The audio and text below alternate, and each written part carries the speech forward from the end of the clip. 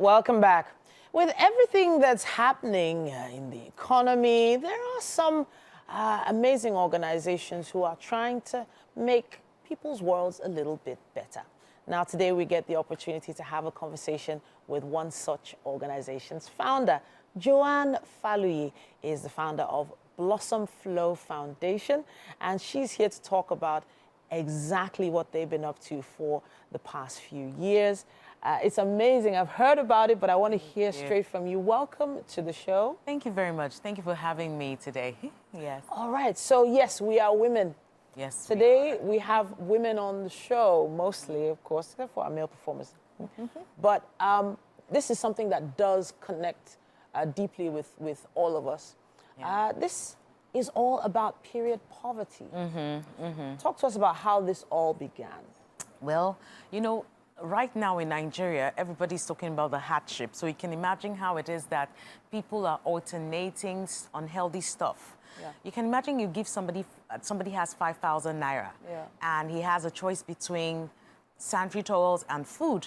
Go figure. It's going to choose food over sanitary towels. And they're using unhealthy things like rags, toilet paper. I went to one of our outreaches we went to in one of the schools, and the principal was saying how it is that a family was sharing rags, as in one wrapper dedicated for the girls for period. You can imagine the unhealthy method. So we have over 37 million Nigerian women and girls that are under period poverty, that do not have access to clean sanitary towels and hygiene. So the Foundation Blossom Flow, we educate, inform, and try to elevate people suffering from this situation. So we give out free sanitary towels, educate people, and we've been able to do this. We've given over 3,150 girls and women, and we've had over 150 volunteers on our outreaches, and we've given about 8,500 sanitary pads. That's equivalent to 60,000 individual pads. So we're trying to make a difference in a current situation where there's hardship in Nigeria today. So this had to have begun somewhere. There must have been a story you heard or a situation you were connected to that led you to embark on this journey. Yes. So one day I was at the Source supermarket trying to buy my groceries for my family, and this girl was just standing crying in the corner. I thought something drastic or something very bad had happened to her. I tried to reach her and said, "What's the problem? Why are you crying?" She said she couldn't afford sanitary towels, and she was on her period. She was stained. So I invited her to the aisle. I said, "Pick up whatever you wanted." She picked up as much as she could, got to the till. She couldn't stop saying thank you. Wow. Then I went home and I thought to myself, I said, this is one child that has no access to basic needs, sanitary towel equal to toilet roll. And my children are home choosing the type they want. They want double wings, this specification, and other people out there do not have access. What about if this girl had met a predator? Or something, a pedophile, or some harm had come to her because she wanted just her basic needs. So then the foundation started.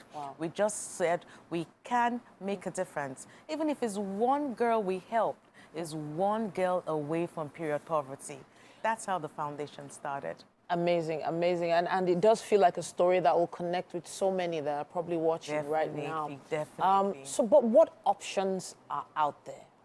That's the thing. So you see, we advocate and try to see if manufacturers could actually do different sanitary pad for different income brackets and age, because sanitary pad is a big deal. We have absorption style, you have different styles of sanitary pads. But what Blossom Flow had done, we have collaborated with a manufacturer that does exclusive, beautiful, high-quality, affordable sanitary pads. Because I was going to ask about that. Because, you know, you hear about foundations who say they're doing something, but then what they're providing might not be, you know, it might be below the basic quality that's needed. Yeah, because these ladies need a hand up, not a handout.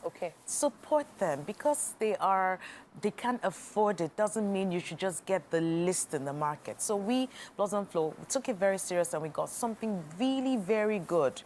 Then again, just to digress a bit, we also focus on children with special needs. I was actually going to touch on that. A lot of people don't realize that children with special needs are not even really able to express themselves during that period of time. No pun intended. But the issue now is sustainability. How do you as a foundation plan to, sustain this? Because the numbers definitely are going to end up growing.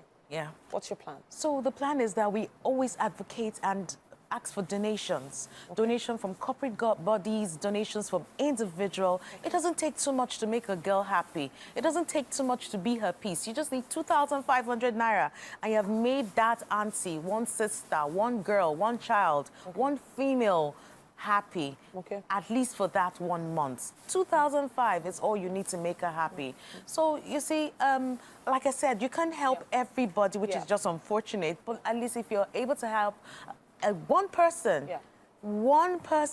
you've done a world of good. Okay, so now I want to talk, let's go green here. Let's talk recycling of these products. We've heard about sanitary products filling landfills all over the world. A lot of them are not biodegradable and or reusable.